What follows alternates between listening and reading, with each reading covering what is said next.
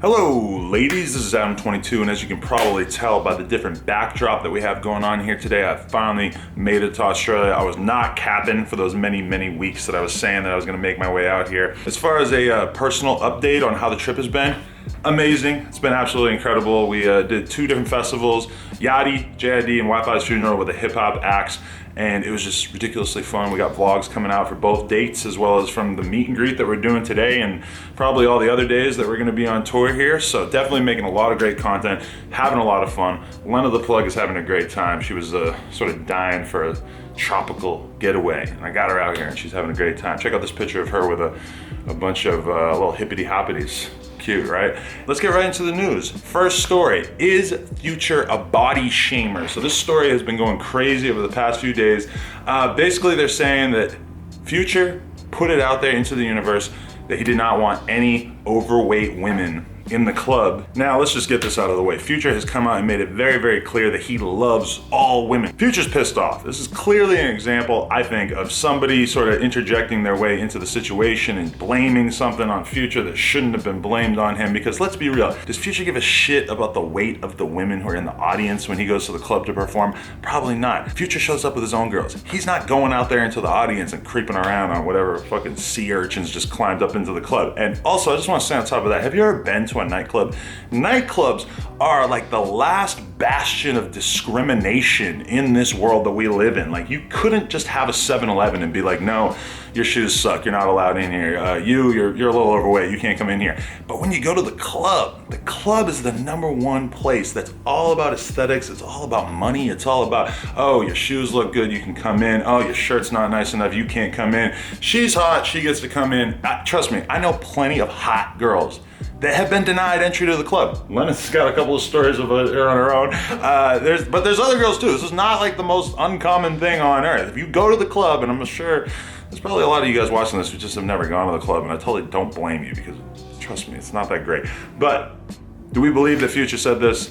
Probably not. I don't think Future cares that much. But at the same time, let's just be honest. Every fucking club in the world is discriminating against people for all kinds of things. Weight is just one of them. Next story. So let's just do this one next, since I am coincidentally wearing this shirt right now. TK. They're saying that TK, while he's locked up facing trial for a murder, that he started a gang. And I mean, the reason why this is going so viral is because the gang is allegedly called the Rugrats. Now, we don't know too much, but they're saying that there was a code of conduct that TK had put together for the Rugrats, as well as anybody else who was associated, presumably. What were their names? Tommy Pickles. I guess TK is Tommy Pickles in this whole situation. But I mean, TK, like, I had conversations with people, and when they described TK, they were just like, man, he's bad. Like, he's just bad. And when I hear about this, and I hear about him starting a gang called Rugrats, I'm kind of like, man, TK, you're bad. You gotta stop. Keep your nose clean. Like, you do not want stories like this coming out while you're facing such serious charges. So I'm not sure exactly how far this is gonna go,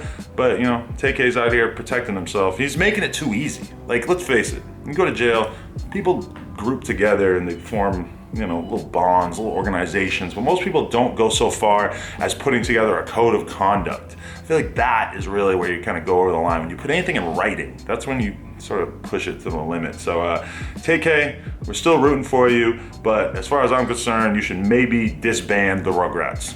Next story. Lil Pump actually went to Harvard. That's right, he went and he fucking did this radio show for the people at Harvard, and there was footage of him there. There's one clip in particular that really stood out to me, where you see one of the students at Harvard and they're giving Lil Pump a bong. You know what Lil Pump did with that bong? I'm gonna be honest with you. He probably threw it out the window of the van as soon as he got on the road, or maybe just in a garbage can if he was feeling polite. We don't smoke bongs out here. Lil Pump smokes backwoods. Have you ever seen Pump smoking anything besides a backwood or maybe a joint? No, you haven't. Bongs, it's just not really the way of the walk these days, but it's pretty funny that if you go to Harvard, all the rap music in the world is not gonna save you from thinking that people are smoking out of bongs still. I mean, I'm sure there's plenty of bong smokers out there and everything. I'm just saying Pump ain't one of them.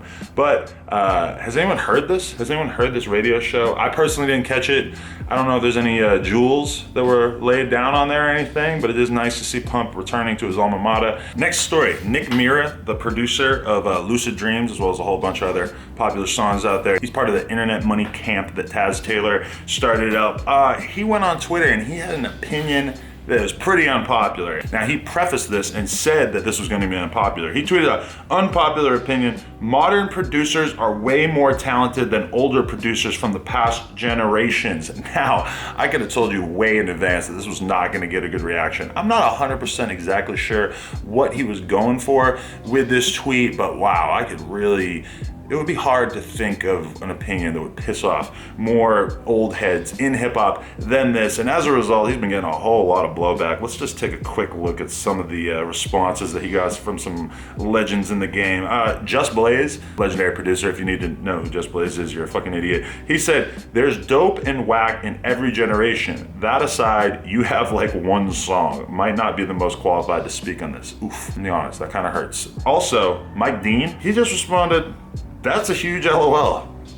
I mean, Mike Dean, another legend in the game, didn't even really bother to explain himself too much with that response. Okay, and then DJ Booth got on his ass too. They said, Nick, with all due respect, your biggest record, Lucid Dreams, samples a record, Sting's Shape of My Heart, that itself was previously sampled 31 times. To which Nick responded, well, with all due respect, it is my only sampled record I have ever done, and nobody did what I did with the sample and made a record as big. He then went on to say, nobody can tell you that your opinion is wrong if that's what you believe. Don't let others try to alter your beliefs. And then he also said, I play real instruments, I produce full songs, I engineer tracks, etc. Don't box me in as a beat maker. I am a musician and a producer. And then he even went on to say, the OG producers that I look up to are Pharrell, Jay Dilla, Kanye West, Timbaland, Madlib, Alchemist, Swizz, Pete Rock, and Just Blaze. Which might have made it hurt even a little bit more when Just Blaze got on his ass.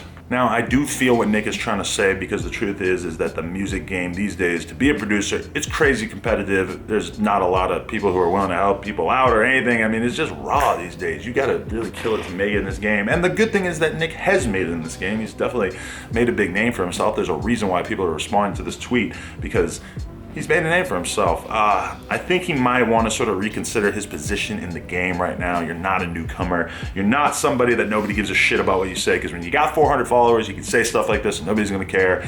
It turns out, Nick, you're in the big leagues now, and I don't know. It sucks, because the truth is that this game will make you not even want to give out your opinion anymore, because you're so concerned about the way that people are going to react. But I do think that his statement there it's just not doing himself any favors, because at the end of the day, it's the kind of thing that's definitely going to offend a lot of people that he looks up to. And yeah, so shout out to Nick.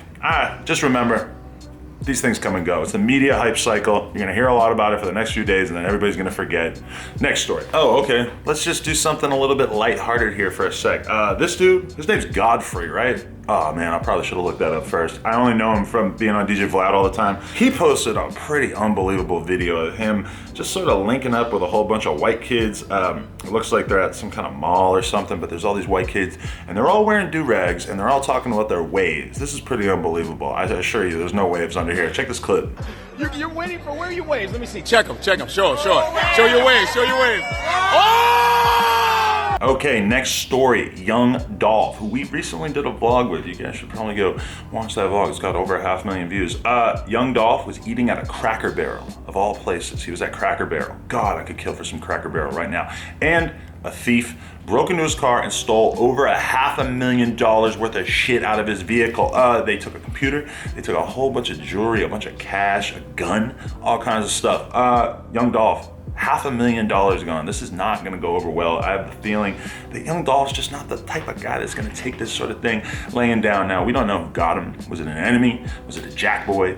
We really don't know. Probably never gonna know. This is street stuff. The reason we know is probably just because of the insurance claim and everything. But yeah, much love to Young Dolph, one of my favorite rappers. Gotta make that very, very obvious. Love to do an interview with Young Dolph in 2019. Next story. Okay, so this is definitely not the first that you guys have heard about this, but Travis Scott, they're saying that he's cheating on Kylie Jenner. Recently, he canceled his Buffalo show. He blamed it on illness. He said that he wasn't feeling too good, and that's why he had to cancel the show. But it came out in TMZ that Kylie's very, very upset. Apparently, when he stopped home, Kylie took a look at his phone. She found some stuff she wasn't too happy about. We don't know too much, but we do know that Travis has deleted his Instagram. That's weird, right? Like, why would you delete your Instagram? Don't you have like 20 million followers? And isn't this a huge part of promoting your music and your brand? If you're innocent, why the hell are you deleting your Instagram? You could turn the comments off. Turning the comments off seems reasonable, but deleting the whole thing? I don't know, it's kind of weird to me. But his reps, for the record, they are saying that he did not cheat. They're going crazy, saying that he absolutely did not. But apparently Kylie is still pretty upset, but planning to stay together, which is good because, you know, they got the kid together and everything. Travis Scott has made it very clear how much he cares about Kylie. We have absolutely no idea if he actually cheated on her or not, but his reps are just over and over making it very clear to the press that he did not. But why is Kylie so mad? Why is the Instagram deleted? We really don't know. I would really appreciate some insider info on this, but unfortunately, I have no connections. I don't know anybody. So it remains property of the tabloids for now. This is all I got for you guys. There's probably some more news out there that I'm missing out on. Oh, I did see that Bad Baby's upset about her veneers. We were talking about that the other day, that her teeth are looking kind of wild. Well, apparently she's in on the joke too because she's really, really pissed off about how her teeth look.